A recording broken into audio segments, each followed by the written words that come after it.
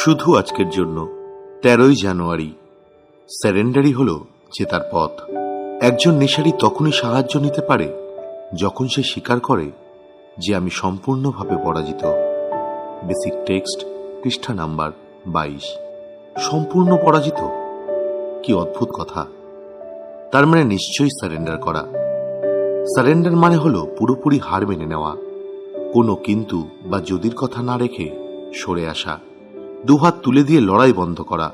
হয়তো প্রথমবার মিটিং রুমে হাত তুলে বলা, আমি একজন নেশারী।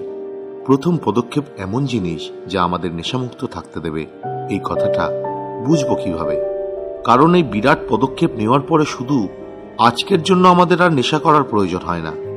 এই হলো ব্যাপার। এটা খুব সহজ কাজ নয়, কিন্তু খুব সরল ব্যাপার। আমরা প্রথম পদক্ষেপের উপর কাজ করি। আমরা মেনে নিই যে হ্যাঁ, আমরা অ্যাডিক্ট বা নেশারি। নেশা একবার মানেই বড্ড বেশি, আর একবার শুরু করলে 1000বারও যথেষ্ট নয়। আমরা নিজেদের জীবনে এটা বারংবার প্রমাণ করে দিয়েছি।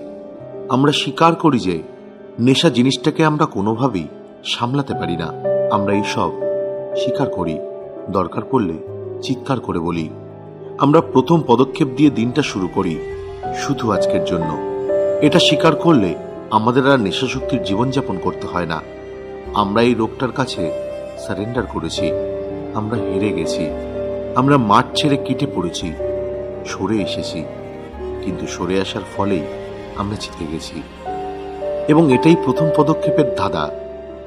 আমরা জিতবার জন্য সারেন্ডার করি, আর সারেন্ডার করেই আমরা এমন এক বিশাল শক্তি অর্জন করি যা আমরা কখনো ভাবতেই পারি না। শুধু আজকের জন্য আমি স্বীকার করেছি যে নেশার আসক্তির সামনে আমি শক্তিহীন।